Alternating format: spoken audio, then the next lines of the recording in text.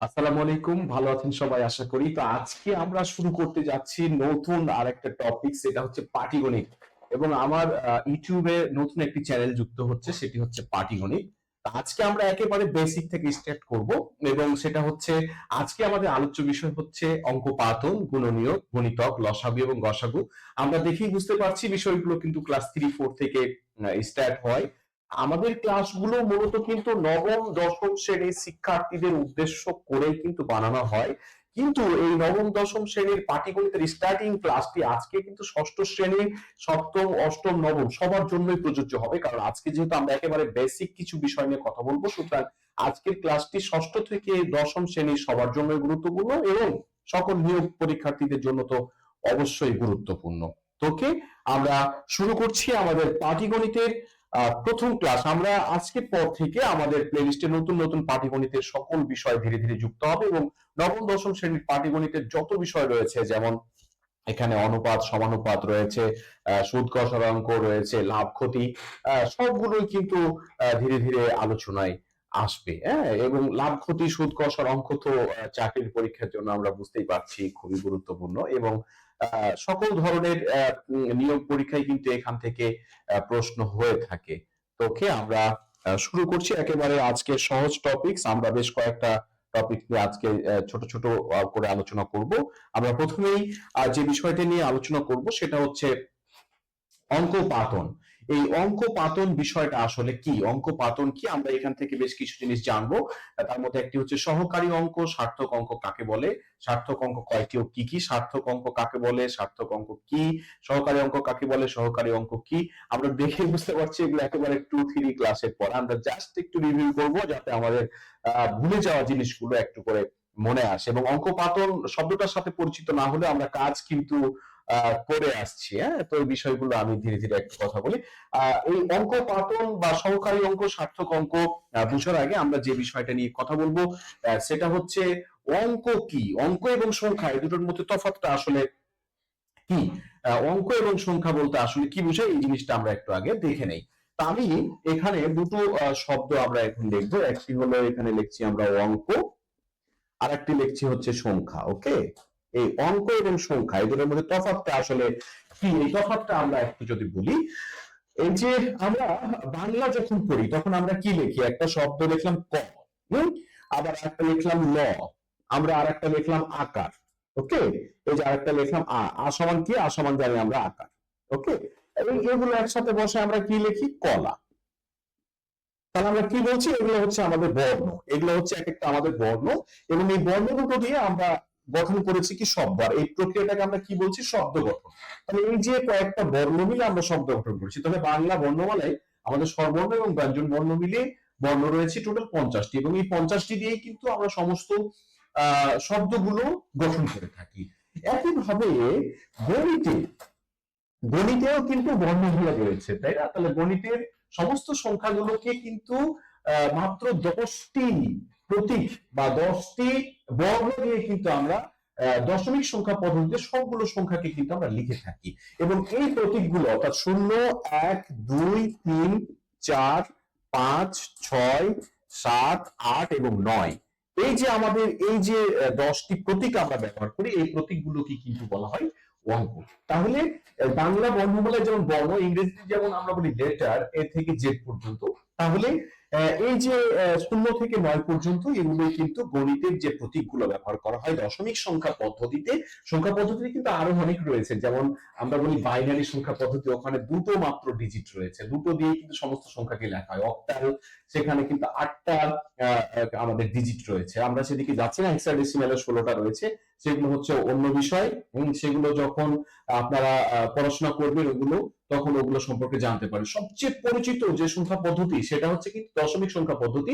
এখানে 10টি ডিজিট বা 10টি অঙ্ক ব্যবহার করা হয়। ওকে, তাহলে এই যে 10টি, এই 10টিকে আমরা কি বলছি, এই 10টিকে বলছি অঙ্ক। এই 10টি অঙ্ক দিয়ে সমস্ত সংখ্যা লিখবেন। কিভাবে সংখ্যা লেখা হয়, ঠিক শব্দ গঠন করার মতো বাংলাতে যেভাবে শব্দ গঠন করলাম। এই যে 3 এবং 4 দুটি অঙ্ক পাশাপাশি বসে কি করলো, কি করলো, একটা সংখ্যা তৈরি করলো, সেটাকে আমরা বলছি কি 34। ঠিক আছে, আবার একটি অঙ্ক 6 আমি লিখলাম, 6 নিজেও কিন্তু একটি সংখ্যা, এটা দিয়ে আমরা 6 সংখ্যাটিকে প্রকাশ করে থাকি। ওকে, তাহলে একটি অঙ্ক কিন্তু নিজেও কি হচ্ছে, সংখ্যা প্রকাশ করছে, ঠিক আছে।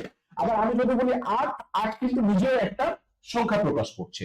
তাহলে এই যে 1 থেকে 9 পর্যন্ত এরা নিজস্ব কিন্তু তাদের মান রয়েছে 1 থেকে 9 পর্যন্ত। ওকে, এখন এই যে 1 থেকে 9 পর্যন্ত অঙ্কগুলো এদের নিজস্ব মান রয়েছে, সেটাই যেমন 1 এর মান আমরা বলি 1, 2 এর মান হচ্ছে 2, একইভাবে 9 এর মান হচ্ছে 9। আবার এরা পাশাপাশি বসে কিন্তু সংখ্যা তৈরি হয়। আমি যেমন এখানে লিখি 7, 8, 9, 0, এটাকে আমরা কি বলি 7890। তাহলে এভাবে কিন্তু আমরা সংখ্যা গঠন করি। তাহলে অঙ্ক এবং সংখ্যার মধ্যে পার্থক্যটা আমরা বুঝে গেছি যে অঙ্ক হচ্ছে দশমিক সংখ্যা পদ্ধতিতে 10টি 0 থেকে 9 পর্যন্ত, এবং এই অঙ্কগুলো দিয়ে কিন্তু সমস্ত সংখ্যাগুলো আমরা গঠন করে থাকি। ওকে, এখন এই যে এখানে যে 0 থেকে 9 পর্যন্ত 10টি অঙ্ক রয়েছে, এই 10টি অঙ্কের মধ্যে এই যে 1 থেকে 9 পর্যন্ত এই 9টিকে বলা হয় সার্থক অঙ্ক, আর এই 0কে বলা হয় সাহায্যকারী অঙ্ক বা সহকারী অঙ্ক। তাহলে এটিকে আমরা কি বলছি, এটিকে আমরা বলছি সার্থক অঙ্ক। ওকে, আর এই 0কে আমরা বলছি সহকারী অঙ্ক। ওকে, সহকারী অঙ্ক। আচ্ছা, কেন এরকম নাম হলো, কেন এই 9টির নাম কেন সার্থক অঙ্ক আর এই 0-র নাম কেন সহকারী অঙ্ক? এটা আমরা একটা উপায়ে চেক করতে পারি। কিভাবে চেক করতে পারি? আমরা তো সহজভাবে বলি যে যে অঙ্কের নিজস্ব মান রয়েছে তারা সার্থক অঙ্ক, 1 থেকে 9, 0-এর নিজস্ব মান নেই, তাহলে এটাকে আমরা বলছি সহকারী অঙ্ক। কিন্তু আমরা অন্যভাবে কিন্তু এটাকে বলতে পারি। কিভাবে বলতে পারি? সাপোজ আমি একটি সংখ্যা লিখলাম 56। ওকে, এখন এই 56 সংখ্যাটির ডান দিকে, মধ্যখানে বা বাম দিকে আমরা একটা অঙ্ক বসাবো। যদি অঙ্কটা বসানোর পর এই 56 সংখ্যাটি চেঞ্জ হয়ে যায়, অন্য সংখ্যা তৈরি হয়, তাহলে যে অঙ্কটা বসাবো ওই অঙ্কটাকে আমরা সার্থক অঙ্ক বলবো। কিভাবে? আমি এই 5 এবং 6 এর পরে বসাইলাম 7। ওকে, এটা 56 থাকলো না 567 হয়ে গেল? নিঃসন্দেহে এটা 567 হয়ে গেল। তাহলে চেঞ্জ হয়ে গেছে, 56 আর নাই। আমি যদি বলি না 7কে আমি মিডিলে বসাবো, মিডিলে যদি বসাই, এটা এখনো কিন্তু আর 56 নেই, কত হয়ে গেছে 576, চেঞ্জ হয়ে গেল। আবার যদি বলি যে না আমি এটাকে বাম দিকে বসাবো, বাম দিকে যদি বসাই, এটা এখন হয়ে গেছে 756। তার মানে কি, আমি তার অঙ্কটিকে ডানে, মিডিলে বা বামে যেখানে বসাচ্ছি না কেন, আবার কি হচ্ছে, আমার হচ্ছে সংখ্যা পরিবর্তন হয়ে যাচ্ছে। তাহলে এই 7 অঙ্কটিকে আমরা বলবো সার্থক অঙ্ক। তার মানে এখান থেকে যে অঙ্কটাই নিয়ে আমি বামে, মিডিলে বা ডানে বসাই না কেন, এই সংখ্যাটা কি হয়ে যাবে, পরিবর্তন হয়ে যাবে। তাহলে এগুলোকে আমরা সার্থক অঙ্ক বলতে পারি। কিন্তু 0-এর বেলায় একটা ঘটনা ঘটবে। ঘটনা কি? 0কে ডানে বসালে 560 হবে। আমি যদি 0 মধ্যখানে বসাই তাহলে 506 হবে। কিন্তু বামে যদি বসাই তাহলে এটা 56 থাকবে। তার মানে কি, 0 বাম দিকে বসালে এটার সংখ্যা তৈরি করতে পারতেছে না। এই জন্য আমরা 0কে বলছি সহকারী অঙ্ক। কি কথা কি বুঝে গেল? তাহলে আমরা সহকারী অঙ্ক, সার্থক অঙ্ক কি বুঝে গেছি, এবং আমরা জেনে গেছি সহকারী অঙ্ক কয়টি, সার্থক অঙ্ক কয়টি। সার্থক অঙ্ক হচ্ছে 9টি, 1 থেকে 9 পর্যন্ত, আর সহকারী অঙ্ক হচ্ছে 0। ওকে, তাহলে আমরা বিষয়টা কি বুঝতে পেরেছি? আমরা কিন্তু সহজেই এই বিষয়টা বুঝে গেছি। তাহলে আমরা যেটা দেখতে চেয়েছিলাম আমাদের এখান থেকে যে সহকারী অঙ্ক, সার্থক অঙ্ক কাকে বলে, কয়টি কি কি, আমরা কিন্তু এই বিষয়টা জেনে গেছি। ওকে, তাহলে আমরা এই যে সহকারী এবং সার্থক অঙ্ক কি জন্য শিখলাম, এটা শেখার একটা কারণ আছে। আমরা যদিও ছোটবেলার জিনিস, তারপরে একটু বলতেছি একটু স্মরণ করানোর জন্য। আমরা ছোটবেলায় শিখে এসেছি, 3, 4 থেকে সম্ভবত শুরু হয়েছে যে 5 অঙ্কের বা 6 অঙ্কের বৃহত্তম সংখ্যা এবং ক্ষুদ্রতম সংখ্যা লিখো, এরকম প্রশ্ন থাকে। আমরা বুঝতে পারছি এই যে আমাদের 0 থেকে 9 পর্যন্ত 10টি অঙ্ক, এই 10টি অঙ্কের মধ্যে সব থেকে বড় মান কোন অঙ্কটা, 9, আর সব থেকে ছোট মান কোনটা, 0। আমরা এটা বুঝতে পারছি। তাহলে সব থেকে ছোট অঙ্কের যে মান গ্রহণ করছে সেটা 0, আর সব থেকে বড় যেটা হচ্ছে 9। আচ্ছা, এখন কথা হলো যে আমাকে বলবো যে 5 অঙ্কের বৃহত্তম সংখ্যা। তো বৃহত্তম সংখ্যা লিখতে গেলে আমি বড় অঙ্কটাকে ব্যবহার করব। তাহলে বৃহত্তম সংখ্যা 5 অঙ্কের লিখলে আমরা কি লিখি, 5টি 9 লিখে দিই। ওকে, তখন আমরা কি বলি, এটাকে 99,999। আমি অন্য যে কোনো অঙ্ক ব্যবহার করি না কেন, আমার 5টা অঙ্ক ব্যবহার করলে এর থেকে বড় সংখ্যা তৈরি করা যায় না। এটা নিয়ে বেশি কথা না বলি, সহজ জিনিস। এখন আমাকে বলা হলো যে 5 অঙ্কের ক্ষুদ্রতম সংখ্যা লেখো। এখন আমি চিন্তা করলাম তাহলে আমি সবটি 0 লিখে দিই। সব থেকে ছোট অঙ্কটিই তো সব থেকে ক্ষুদ্রতম তাহলে অঙ্ক হবে, কিন্তু এই জায়গাতেই ভুলটা হবে, যেহেতু 0 নিজে নিজে কোনো সংখ্যা প্রকাশ করে না, শূন্য নিজে নিজে কোনো সংখ্যাকে প্রকাশ করতে পারতেছে না, নিজস্ব মান নেই। এজন্য আমরা শুধু শূন্য যদি দেই তাহলে এটা কোনো সংখ্যা গঠন করবে না। এই জন্য যখন সবচেয়ে ক্ষুদ্রতম সংখ্যা গঠন করতে বলা হবে, যে 5টি অঙ্ক ব্যবহার করে সবচেয়ে ক্ষুদ্রতম সংখ্যা ব্যবহার করতে বলা হবে। এখন কেউ চিন্তা করতে পারে আমি তাহলে সব ডান দিকে একটা এক বসিয়ে দিই। ডান দিকে যদি একটা এক বসিয়ে দিই তাহলে এই 4টি শূন্য কোনো অর্থই প্রকাশ করে না, এটা অঙ্ক কেবল একটাই বলে থাকলো এক, তার মানে 5 অঙ্কের কিন্তু গঠন হচ্ছে না। তাহলে আমাকে 5 অঙ্কের ক্ষুদ্রতম সংখ্যা যেহেতু গঠন করতে বলা হয়েছে, আমি যে কাজটা করব, শূন্য থেকে যে একটা বড় অঙ্ক ছিল, শূন্যের থেকে বড় অঙ্ক কে ছিল 1, এই এক সংখ্যাটিকে আমরা এখানে বসিয়ে দিব, এক অঙ্কটাকে। তাহলে এক অঙ্কটা যখন এখানে বসাবো তখন এই যে 4টি শূন্য সাহায্যকারী শূন্য তখন অর্থ গ্রহণ করবে, তখন এটা কত হয়ে যাবে 10,000। অর্থাৎ আমরা যখন ক্ষুদ্রতম সংখ্যা লিখবো তখন কেন বাম দিকে এক বসাই, আমরা কি বুঝতে পেরেছি? অর্থাৎ শূন্যের থেকে একটা বড়, এক ঘর বড়, শূন্য থেকে এক ঘর বড় কে 1, তাহলে এই একটাকে নিচ্ছি আমরা, এই শূন্যটি যাতে অর্থ প্রকাশ করে। কথা কি বোঝাতে পেরেছি? তাহলে আমরা বৃহত্তম সংখ্যা এবং ক্ষুদ্রতম সংখ্যা যখন লিখি তখন এটা কেন লিখি, সার্থক অঙ্ক সাহায্যকারী অঙ্ক ব্যবহার করে, আমরা বিষয়টা আশা করা যায় যে বুঝতে পেরেছি। ওকে, আমরা এটা নিয়ে আর কথা বলতে চাচ্ছি না।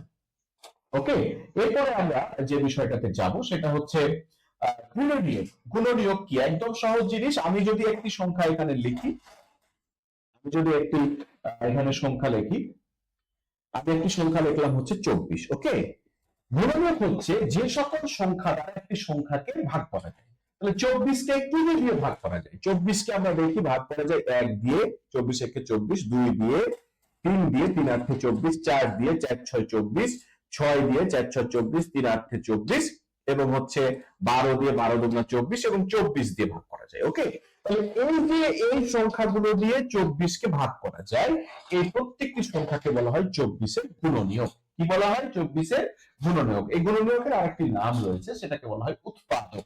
কি বলা হয়? উৎপাদক। তাহলে 24-এর গুণনীয়ক আমরা কয়টি দেখছি? 1 2 3 4 5 6 7 8, 8টি। 24-এর গুণনীয়ক হচ্ছে 8টি। অর্থাৎ গুণনীয়ক হচ্ছে নির্দিষ্ট, গুণনীয়ক হচ্ছে নির্দিষ্ট। ঠিক আছে, গুণনীয়ককে গোনা যায় যে এতটি গুণনীয়ক আছে।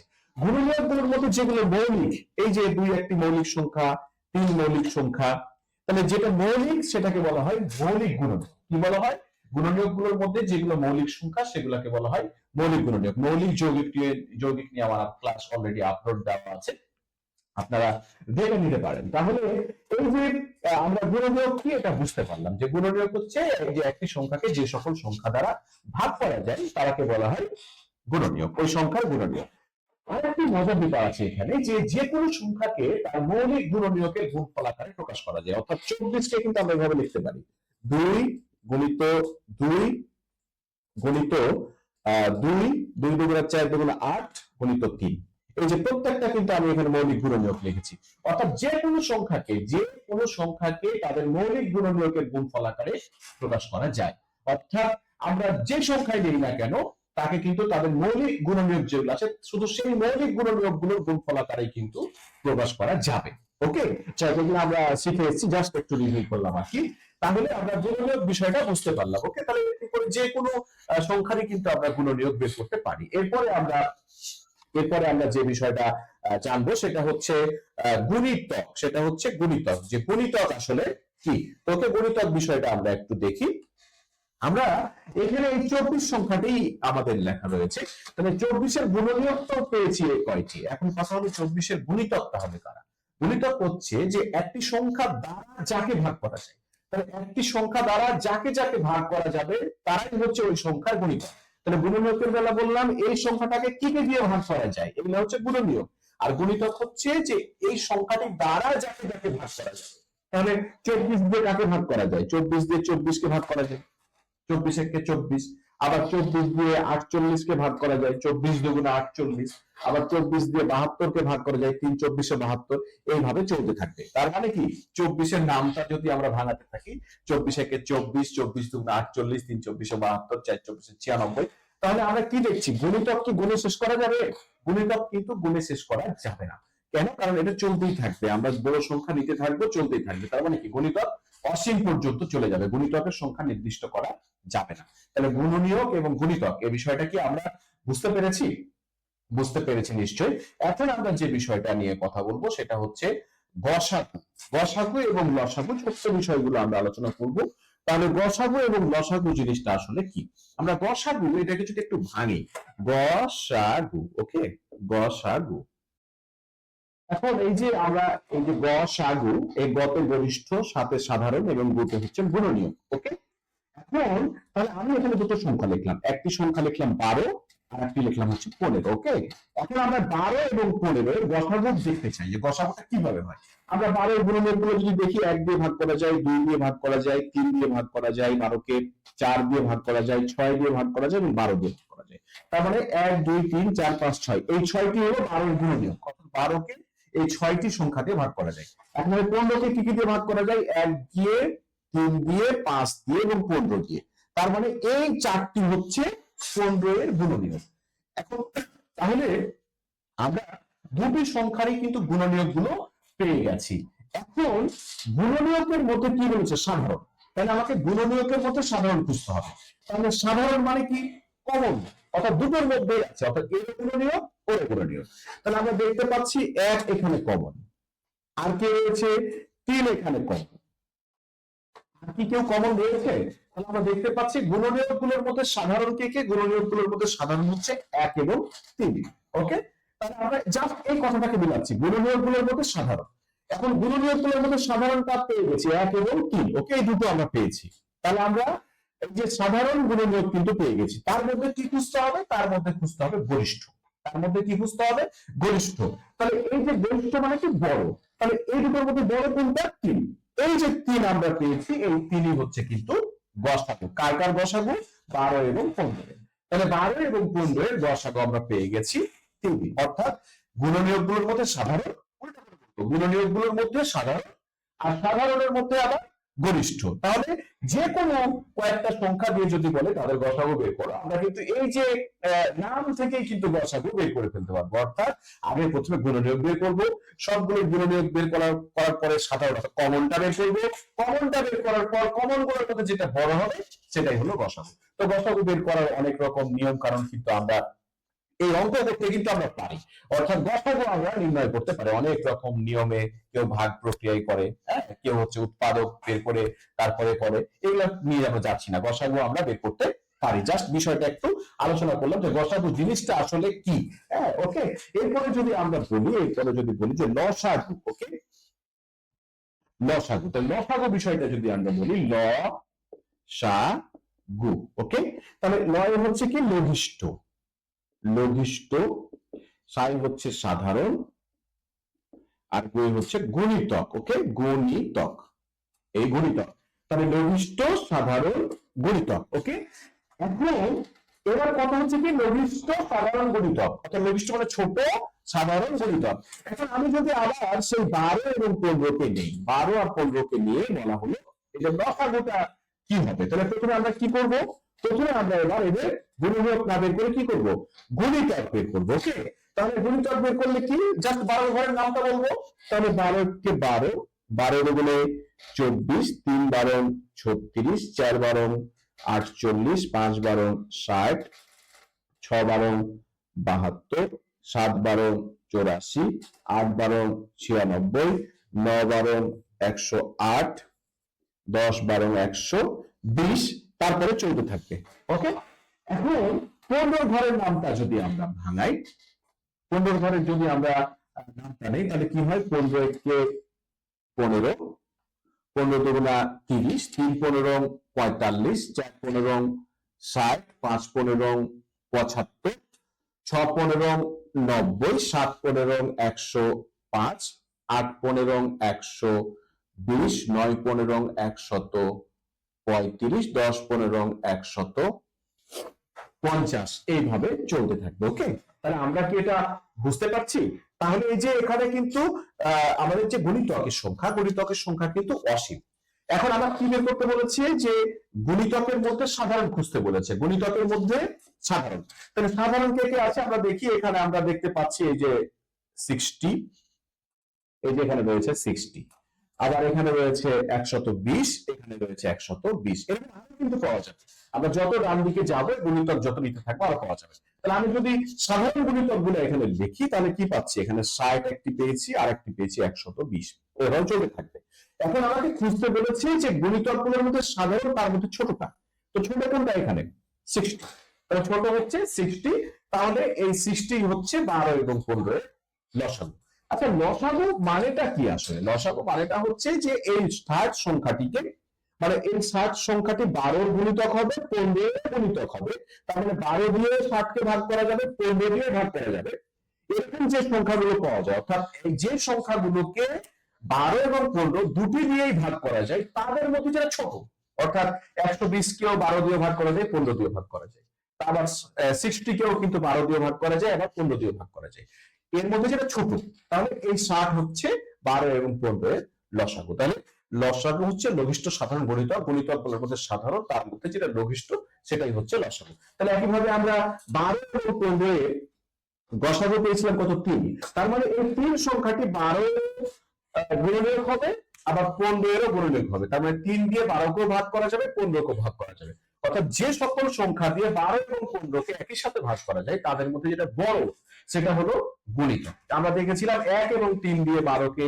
এবং 15 কে একসাথে ভাগ করা যায়, 1 এবং 3 এর মধ্যে বড় ছিল হচ্ছে 3, তাহলে 3ই ছিল হচ্ছে আমাদের গসাগু। ওকে, তাহলে লসাগু এবং গসাগু এই বিষয়টা আমরা বুঝতে পেরেছি।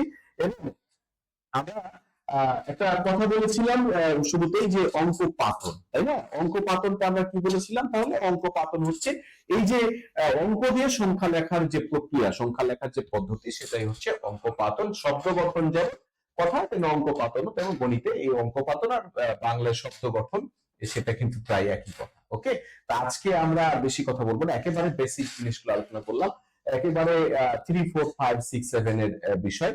তো নেক্সটে আমরা পাটিগণিতের আস্তে আস্তে সামনের দিকে বাড়বো, এই বিষয়গুলো আশা করি সবাই জানেন, সবাই জাস্ট আমরা একটু রিভিউ করলাম। তো আজকে পর্যন্ত, ভালো থাকবেন সবাই, খোদা হাফেজ।